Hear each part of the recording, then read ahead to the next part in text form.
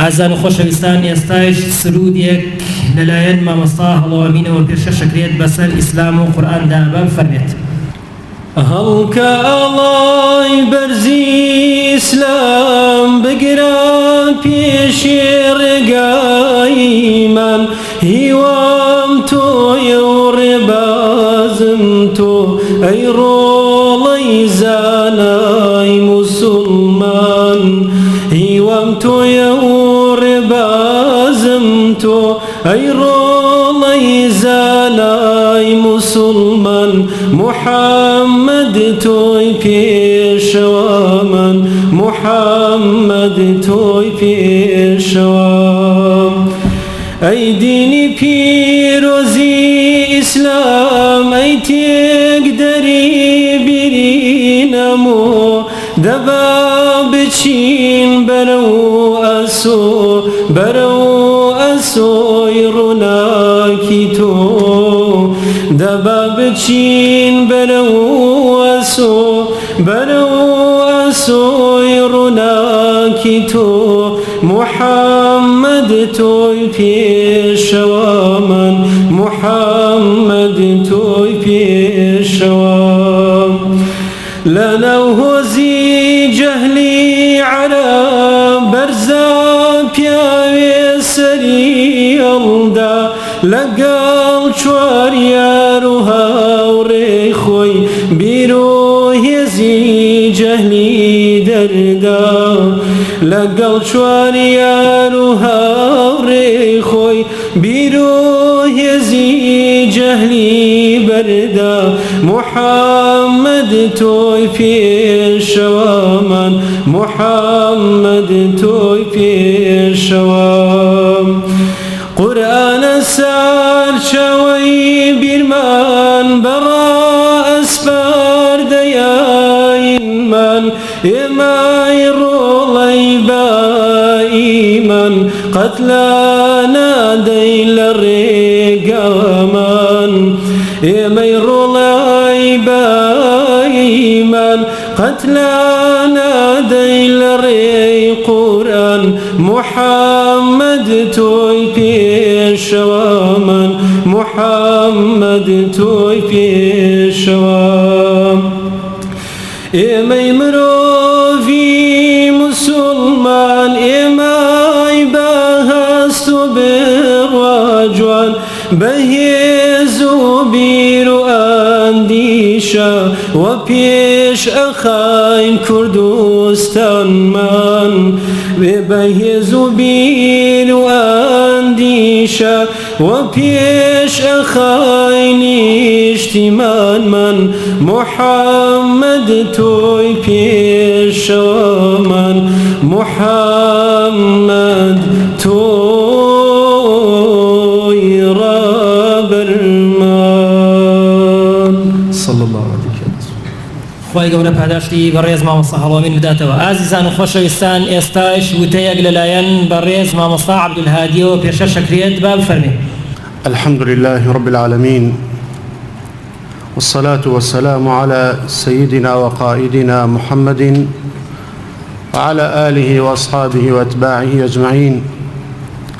برابر رزقان دیارە خوشکانیش ئامادەبوونە لەم شەوە سەلام و درودی خوای تەعالە لەسەر برا و خوشکە دیندارەکان بێ، لەسەر مامۆستا خۆشەویستەکان و هەموو میوانە بەڕێزەکان بێ، و بە یارمەتی مامۆستا خۆشەویستەکان کە لێرە دانوشتوون ئیجازەیان لێ وەردەگرین. سەلات و سەلام لەسەر ڕوحی پێغەمبەر بێ عەلەیهی سەلات و سەلام، ئەو پێغەمبەرەی کەوا ئەم شەو باشترین شەوە بەسەر چەند برایەکی مامۆسایەکی خۆشەویستە تێ ئەپەڕێ بۆ ئیجازە وەرگردن لەسەر فەرمودەکانی ئەو پێغەمبەرە صلی الله علیه وسلم.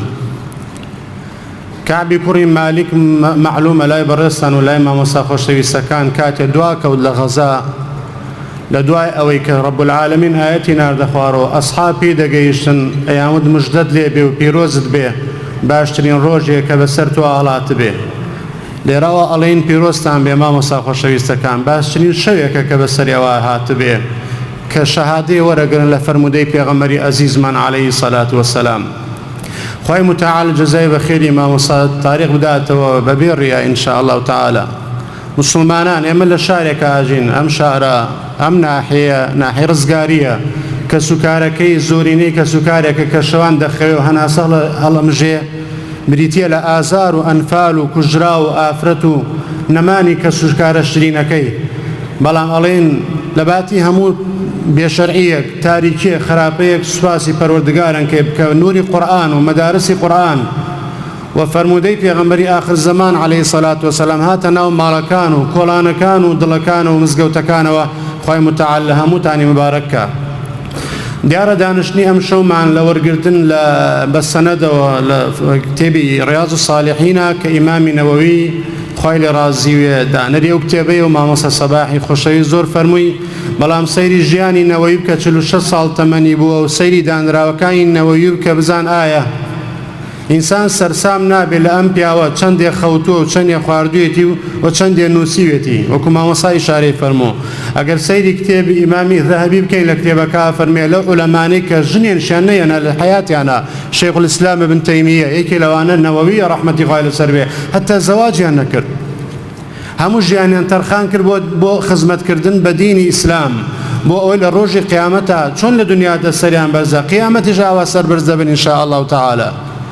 جا بۆیە نەوەوی ئەوەی مەکتەبە بێ و پێی بوترێ مەکتەبە، ئەوەی مەدرسە بێ و بە مەعنا پێی بوترێ مەدرسە، نابێ کتێبی نەوەوی تێدا نەبێ، نابێ ڕیاض الصالحینی تێدا نەبێ. یەکێ لەو کتێبانی دەست لە سەری دانێ زۆرترین شەرحی لەسەر کراوە ڕیاض الصالحینە، ئەربعینی نەوەویە، ئەذکاری نەوەویە، ئەوانەی کەوا ڕۆژانە لەسەر زارمانە لەسەر مینبەرەکانە لە ناو دەرسەکانە هەمووی باسی نەوەویە. بەڵام الذنب لا ينسى والبر لا يبلى والديان لا يموت فكن كما شئت. ئەوەی دەمێنێتەوە ئینسان با سوقانەکەشی نەمێنێ، با گۆشتەکەیشی نەمێنێ، با لە دنیادا مەکانەتەکەیش نەمێنێ و فەوت بکە و بڕوە، با ناوەکەش نەمێنێ، بەڵام چاکەیەک ناڕزێکە لە ڕۆژی قیامەتە ئینسان پاداشتەکانی وەردەگرێ. بۆیە ئەگەر نەوەوی لە ژیانە نەماوە ئەوە هەڵگری پەیامی هەیە. ئەوە چەند کەسێک هاتوون مۆم و چرایان پێوەیە بەدەستەوە و ناوی ڕیاض الصالحینی نەوەویە خوای متعال بیکاتە ڕۆشنایە لە دنیا و لە قیامەتە بۆیان و بۆ ئەو کەسێش کە سەبەب و هۆکارە. هەر کەسێکی بڵێت تەمەنی من ڕەت بوو هێشتا ڕەت نەبووە، ئەوەشی بڵێ من نەمتوانی خزمەت کەم ئەگەر تۆ لە قوتابیانە نیت بە هەموو شێوازێ تواناتێ ئەم گڵۆپە زیاتر ڕۆشن کەیتەوە بە مادی بە معنەوی، حتا بە کەلیمەیەک بێ، حتا بە خزمەتکردنێک بێ، بە تەشجیعکردن و هەڵنانی مناڵەکەت بێ لەسەر تەقوا، نەک ساردی کەیتەوە، نەک پشتی بخەی لە ڕێگەی خوا. باشترین شەهادەیە ئەوەیە کە ئینسان ڕووسبی دنیا و قیامەتکە، نەک تەنها دنیا. شەهادەیە کە لە رب العالمینم دوورخاتەوە، شەهادەیە کەوا لە بەهەشتم دوورەخاتەوە. کەی شەهادەیەکە کە ئینسان پێی سەرفراز ببێ؟ ئەو شەهادەیە کە ڕۆژی قیامەت ڕووسبی دنیای دیوانی پەروەردگارمان بکە. ئیمامی ذەهەبی ڕەحمەتی خوای لەسەر بێ فەرمێ هەیبەتێک و شکۆیەک لە مالیکا بووە لە کەم عولەما وجودی بووە. هەیبەت و شکۆی ئیمامی مالیک خوای لێ ڕازی وای کردو لە ناو کتێبەکەی موەطە ئیشارەنگی داوەتەوە. والله ئەگەر تەماشای ڕیاض الصالحین و کتێبەکانی نەوەوی بشکەین هەمان هەیبەتی تایە. ئەوە تەقوا و وەرع و زوهدی خاوەنی کتێبەکەی لە ناو کتێبەکەی شاڕەنگ دەداتەوە. ئەوەی ماوە من لە خزمەتانە بێڵێم ئیمامی ذەهەبی فەرمیەیەکێ لە تابعین کە سەلەفی ئومەیە ڕەحمەتی خوایان لەسەر بێ بە ناوی هیشامی کوڕی عەمار. باوکی کاتی ئەمە منداڵە حەز ئەکا کوڕێکی فێری دینی خوا ببێ و قورئان و سنەت ببێ بۆی ڕۆژی قیامەت ببێتە بورهانێک، ببێتە سەدەقەیەک و چاکە بەدەستوێ بۆ دیوانی خوا. ئەڵێ ئەی ئەولادی شیرینم ئەدنێرم بۆ مەدینە بۆ لای ئیمامی دارولهیجرە بۆ لای مالیک خوای لێ ڕازیە بۆی بخوێنی پێ بگەیت. فەرمێ ئەی باوکە مەعیشەتی تۆ کورتە، دەستت کورتە، کولفەیەکی دەوێ بۆ ئەوە ئەنجامدا. فەرمی عەرزێکم هەیە، باخێکم هەیە دەیفرۆشم بۆ ئەوەی تەوا تۆ پێ بگەیت. لێرەوە ئەڵێ مبارەک تامێ مامۆستا خۆشەویستەکان، دیارە لە کفریوە و لە گردەگۆزینە و لە کەلار و لە ناوخۆیشەوە ئەمە زەحمەتی تێدا بوو، هەم لە مامۆستای بەڕێز و خۆشەویست هەم لە قوتابیەکان بە ئاتنیە. ئەڵێ ئەم عەرز و خاکەی بۆ فرۆش ئەم باخەی بۆ فرۆش دایە دەستکێوە هیشامی کوڕی عەمارەوە هاتە مەدینە ڕاستەخۆدی کوا ماڵی مالیک ئیمامی مالیک ئەمیری مەدینەیش لە هەموو کاتێکە جورئەتی نەکرد لە دەرگای بدا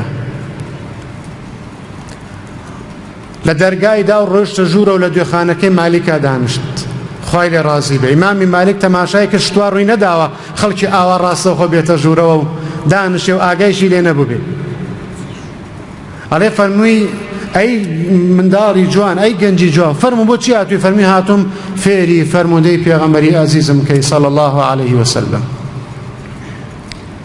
فەرمی قوتابیەکانی بان کرد فەرمی بیبەنە مزگەوت جێگەی بۆ چاکەن با ئینشاءڵڵا دەرس خوێنێ لەمەولا بەڵام قوتابیەکان زۆر دڵگەرانن لەم هاتنی ئەم گەنجە و ئەو ئەدەبەی کە پێویستە بەرامبەر بە مالی بکرێ نەیکرد نازانێ ئەوەڵێتی منداڵە ئەڵێ کاتێ بردیان سەرزەنشتیان کرد بۆ ئەمەد کرد یەک دوو زلەیەکشیان لێدا ئیمامی مالک هات تەماشای کرد منداڵەکە دەگیرێ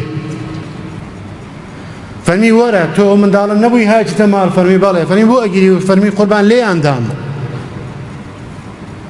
فەرمی وەرە با بەر لەوەی دەرسی ئەوام دەم لەبەر خاتر ئەو ئەزیەتەی بیناوتە با من هەندێک دەرست پێ بڵێم حەدیثێکی پێغەمبەری خوای پێورد صلی الله عليه وسلم لە دوای دەرزەکە فەرمی ئەی مامۆستای شیرینم هەموو ڕۆژێ توخوا تا تفەلاقم کەن بەس حەدیثێکی پێغەمبەری خوام پێ بڵێن صلی الله عليه وسلم قبولمە هەموو ڕۆژێک بەس دوا نەکەوێ تاوێک لێم دەن و یەک حەدیثم پێ بڵێ عشقی شوێنکەوتووی ڕاستی پێغەمبەری خوا عەلەیهی سەلات وسەلام بۆ وەرگرتنی فەرموودەی پێغەمبەری خوا عەلەیهی سەلات وسەلام ئێستا بێلێدانە دەرگای مامۆستاکان وەک مامۆستا تاریق و مامۆستا خۆشەویستان لێرن واڵایە و کراوەیە خەمسەردی لە بەرامبەرە ئەگەر لە مامۆستایەک شابێ خوا لێ گشتمان خۆش بێ بەڵام بەڕاستی کراوەیە ناکرێ کافتریاکان لە دەرسی حەدیث قەرەباڵغتر بێ ناکرێ بلیاردەکان لە دەرسی حەدیث قەرەباڵغتر بێ هەر کاتێ وا بۆ ئەوە بزانە ئەو جێگەیە خۆشەویستانی پێغەمبەری خوای کەمە صلی الله عليه وسلم بۆیە زیاتر من سەرتا نایەشێنم ئەڵێم خوای متعال گشتمان بەشدار کە ئەو فەضڵ و منەتەی خوا ناردی بەسەر دای بە ئەم برا خۆشەویستانە خوا بەسەر ئێمەشی بنە خوای تعالی بەو سەنەدەی و برایانە وەرەگرن ئەوە بمانگەێنێتە خزمەتی پێغەمبەر عەلەیهی سەلات وسەلام و لە خزمەتی ئەو ڕەسوولە حەشرمان کە و بەر شەفاعەتی ئەو پێغەمبەرەمان بخا صلی الله عليه وسلم ئەڵێن یا ڕەبی خوایە جەزای ئەو کەسە بدە ئەو مەدرسەی دانا ئەوەیشی گەیاند ئەوەشی سەبەبە بۆ ڕووناکی ئەو مەدرسەیە ئەوەشی سەبەبە بۆ دەعوا و گەیاندنی ئەو مەدرسە و ئەو فەرمودەیە یا ڕەبی خوایە ئەو شەهادەیە بکەیتە بەرەکەتێ لە دنیا و قیامەتە ودعوى گردن ئازایی لێبوردنەکەم لە خزمەت مامۆستا و میوانەکانە وصلى الله على سيدنا محمد وعلى آله وأصحابه أجمعين والسلام عليكم ورحمة الله وبركاته.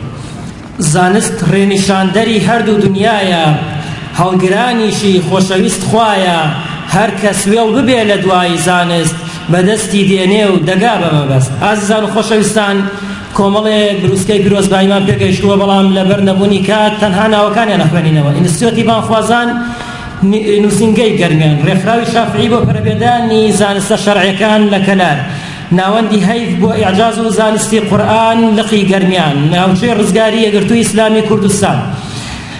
خۆشەویستان ئێستاش دەست دەکەین بە دابشکردنی ئیجازەکان و پاشان بە چاوەڕوونیەک لەسەر ئیجازەکان کە لەلایەن مامۆستا تاڕقەوە پێشەشەکرێ با فەرمێ. بەناوی خوای بەخشندەی میهرەبان خۆشەویستەکانم هەردوو مامۆستای خۆشەویست و زۆر بەڕێز مامۆستا سەباحی کفری و مامۆستا عەبدولهادی ڕزگاری ڕوونکردنەوەی تەواویاندا لەسەر ئیمامی نەوەوی و خاوەنی ئەو کتێبەی کە ئێمە ئینشاءالله بە سیلسیلە و بە زنجیرە ئیجازە بەو برایانە ئەدەین کە ئەمڕۆ ئینشاءالله 12 نەفەرن کە ئەو کتێبەیان خوێندووە. طبعاً ئەو کتێبە کە گەیشتوتە ئیمامی نەوەوی ئەویش بە سلسلە گەیشتووە بەڵام زنجیرە و سلسلەکە تقریباً دیارە و معروفە بۆیە ئێمە لە دوای ئەوە دەست بە زنجیرەکە ئەکرێت یعنی ئەوەی کە گەیشتوتە ئێمە. ڕیاض و ساڵ طبعاً ئەمە دوو کتێبە ئێمە ئیجازەی لەسەر ئەدەین. کتێبی الأربعین النەوەویە واتە 42 حەدیثی پێغەمبەری خوایە صلی الله عليه وسلم بەشایەتی علەمای ئیسلام هەموو ئەو حەدیثانەی کە ئیمامی نەوەوی هەڵی بژاردووە لەو 42 حەدیثە لە جەوامعی کەلیمن و لە قەواعیدە ئەساسیەکانی ئیسلامن. هیچ لەکەیەک لەسەر ئەو حەدیثانە نییە تەنها لەسەر پێنجیان نەبێ کە زانایان خلافیان هەیە لەسەر ئەوەی ئایا ضعیفە یان حەسەنە، و باقیەکەی هەمووی صحیحە، و ئەوەش کە خلاف هەیە لەسەر ئەوەی کەوا ئایا ضعیفە یان حەسەنە لەسەر سەنەدەکەی ئاگیناوەکو قاعیدە وەرئەگیرێ و عەمەلیشی پێکراوە. کتێبی ڕیاض الصالحینیش کە هەر ئیمامی نەوەویە خوای گەورەی ڕەحمەتی خوای لێبێ، ژمارەی حەدیثەکانی 1896 حەدیثە. زۆرینەی حەدیثەکانی لە بوخاری و موسلیمەوە وەرگرتووە. خۆی طبعا بوخاری بە دووبارە نەبوونەوە، یعنی حەدیثانە ناوە دووبارە بۆتەوە، بە مکررەکانی لێ دەرکە 4000 حەدیثی تایە، و هەروەها مسلمیش ئەگەر مکررەکانی لێ دەرکەی تقریبا 4000 حەدیثە. 2000 حەدیثیان ئەتوانین بڵێن بالضبط 1900 حەدیثی بوخاری و مسلم متفق عليه، و زۆرینەی ئەو متفق عليهیانەیش ئیمامی نەوەوی لێرە هاوردوێتیەوەی، بە تایبەتی ئەوانەی کەوا قاعیدە سەرەکیەکانی ئیسلامی لەسەردا ئەمەزرێ. کتێبەکە ئیمامی نەوەوی بە تایبەتی ڕیاض الصالحین تا قسەی لەسەرکەین کەمە، بەس ئەمەوەکو مختصەرێک لە ڕیاض الصالحینیشە ژمارەی ئەو حەدیثانەی کە قسەی لەسەر کراوە خلافە لە بین عولەمایانە تقریبا 42 حەدیث قسەی لەسەر کراوە، باقیەکەی هەمووی صحیحە. و وەکو شایەتیەک کە ئیمام مۆسا سەباح جزئێکی شایەتیەکەی باس کرد، ابن عوثەیمین ڕەحمەتی خوای لێوێ یەکێک لە عولەماکانی سعودیەی پێشووە باب الوفاتی کردووە، ئەفەرمێ دلیل لەسەر ئیخلاصی ئەم پیاوە بەڕێزە ئەوەیە لە هەموو مەذهبە جیاوازەکان. طبعا ئێمە ئەزانین هەر لە فقها 4 مەذهبی زۆر معروف و مەشهور هەیە، جگە لەوەش چەندین مەذهبی تریش بووە کە مەشهور نەبووە، و لە عەقیدەیشا چەندین مەذاهیبمان هەیە. خاوەنی هەموو مەذهبەکان کتێبی ڕیاض الصالحین پەسەند دەکەن و منهەجیشە لەلایە. من خۆم گوێم لە ئیبن باز بووە و لە هەیئەی کیباری عولەما بووە کە 4 دانە ساڵ من زۆر متابعەی ئەو ئیزاعەیەم کردووە، بە تایبەتی ئیذاعەی یعنی نداء الئیسلام، بەرنامەی نور على الدرب کە ئیبن باز و ئال شێخ و ئەمانە هەمووی فتوایان تیادا. هەر کاتێ پرسیار کرابێکەوە چی کتێبێک وەسیەتی پێ ئەکەن بیخوێنینەوە، یەکەم وتوێتی ڕیاض الصالحین، پێش ئەوتوێتی 40 نەوەوی، ئەم جاوتوێتی ڕیاض الصالحین، ئەم جاوتوێتی ئەذکاری ئیمامی نەوەوی، یعنی گشتیری ئیمامی نەوەویە کە بە شەرتێک ئەوان حەنبەلی مەذهبن و نەوەوی شافعی مەذهب بووە. ئیتر شافعیش نەوەوی باس ناکرێت لە شتی ترا، یعنی عالمێکی زۆر گەورەیە.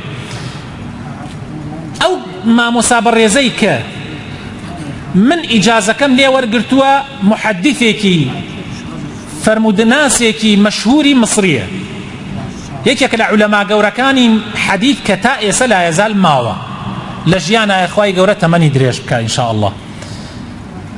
ئەو پیاوە بەڕێزە بە تەسەلسل و بە سیلسیلە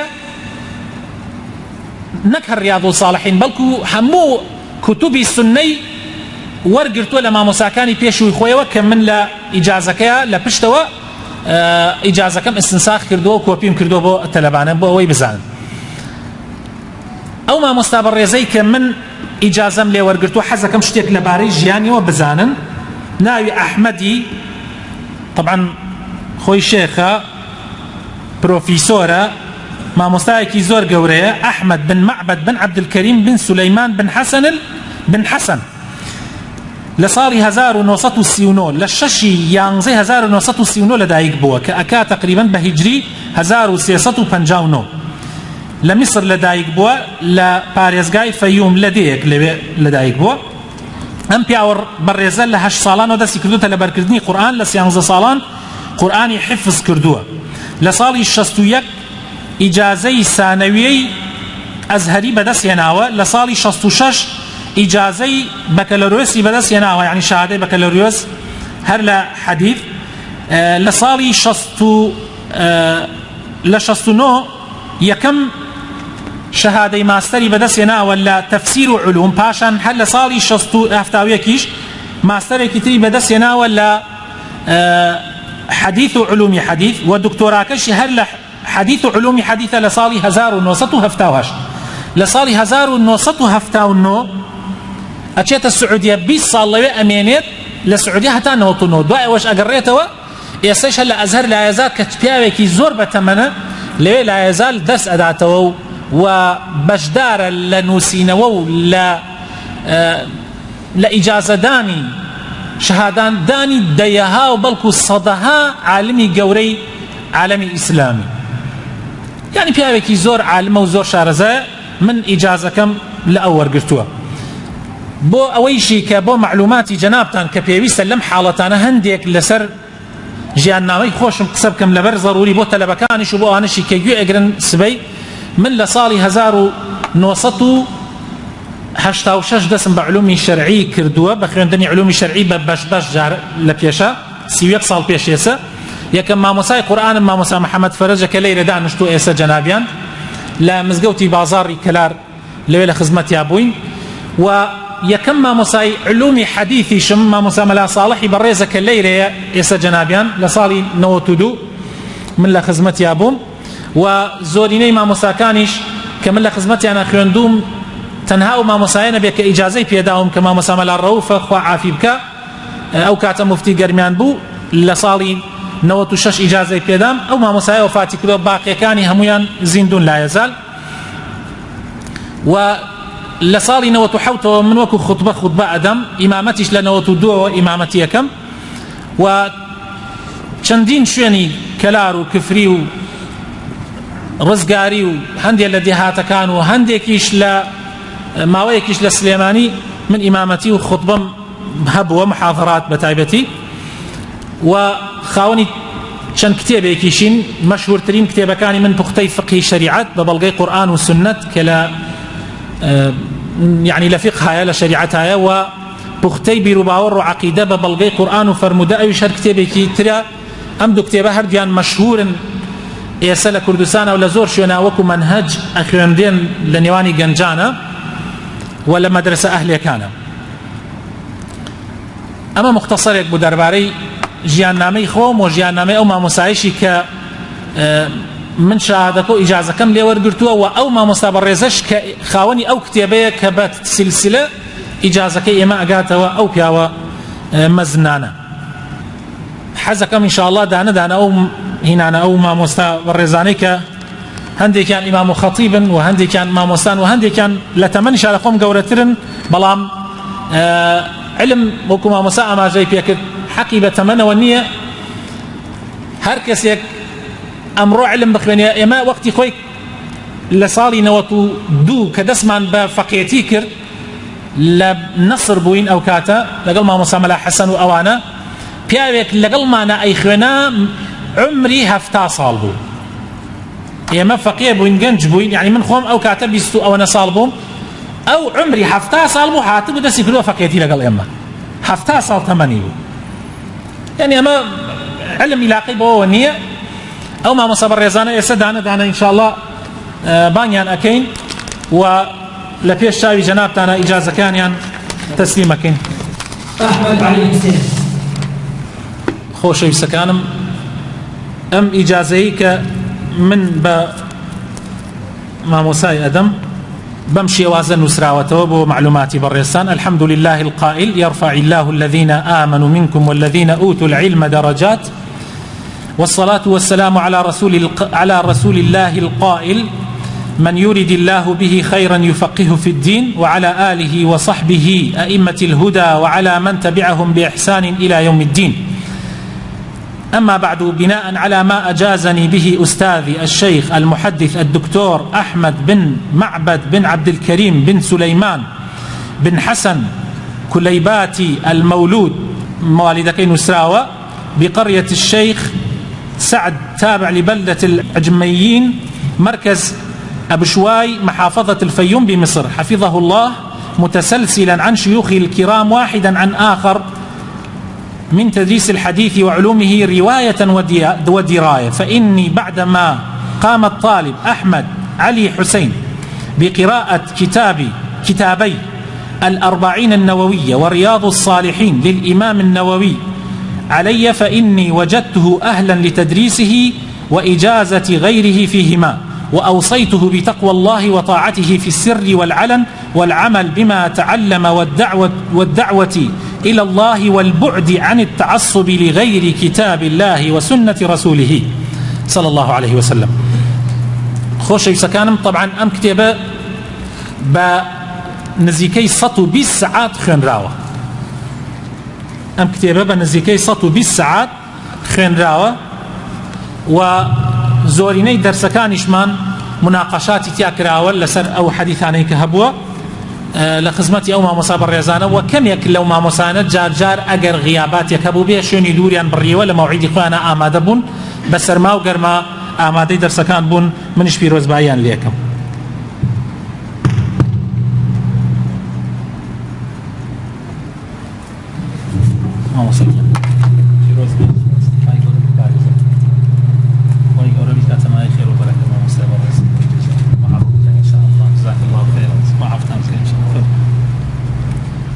باريس عثمان حسين فتاح.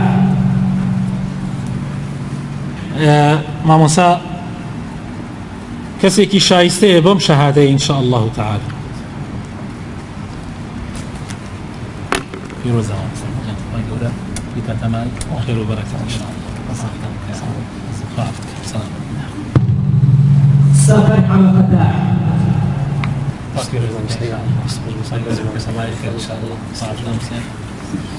باريس فرهاد أبو بكر حسن. شایستەی ئەم مەشەسان إن شاء الله. باريس شيركو أحمد نجيب. لم دورش بەشدار بۆ و شایستەی ئەم شەهادە و ئیجازەیە إن شاء الله تعالى. مبارك إن شاء الله. باريس أوكار عزيز محمد. شایستەی ئەم شەهادەیە إن شاء الله تعالى.